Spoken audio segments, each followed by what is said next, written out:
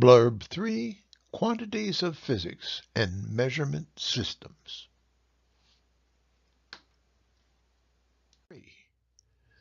Now, although the general topic for these blurbs is classical mechanics, we really haven't discussed classical mechanics yet because it is always a case that the physics course will start with what's called introductory physics, where measurement is the major thing, and we have already brought up the fact the difference in numbers and the math using units. Today we will discuss quantities of physics. Now, a quantity of physics, like length or time, is different from its units, although it has units, because it can be measured. So you see there that length, it can be measured in centimeters, meters, inches, feet, miles, time, seconds, minutes, hours, days, and years.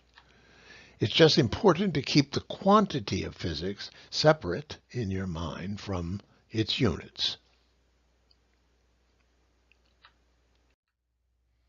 Some examples of physics quantities that you have seen and are familiar with would be length, because of the measurement with rulers, temperature because of thermometers, speed because of cars and police radar guns, weight, enough said.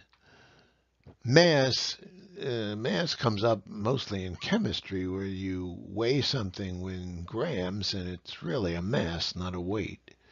Electrical energy is measured on a meter outside of the dwellings.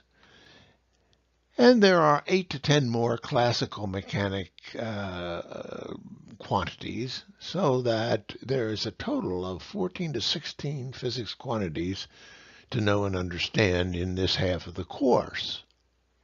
Now, before your mind gets totally blown by this, realize that there are certain simplification factors that will make this easier.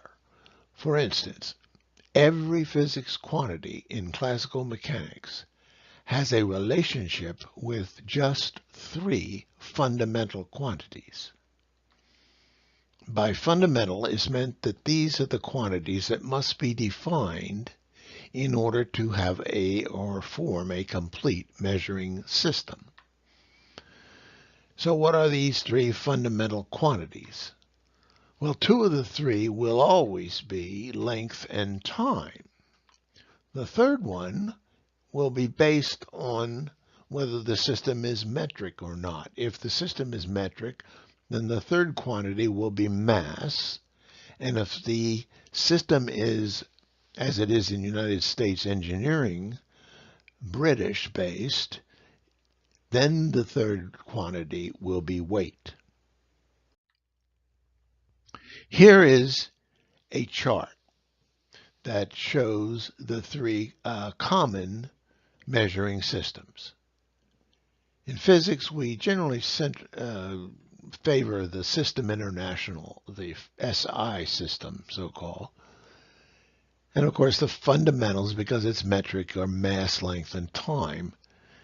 And now we come to the fact that these fundamental quantities also have fundamental units.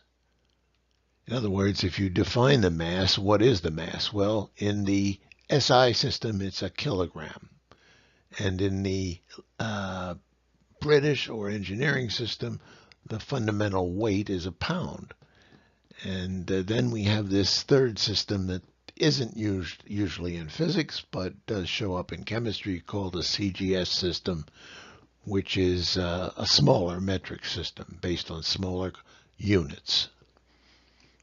I would suggest maybe taking down the chart here, but in terms of future blurbs, we will concentrate or use specifically the SI system, which most physics classes do also.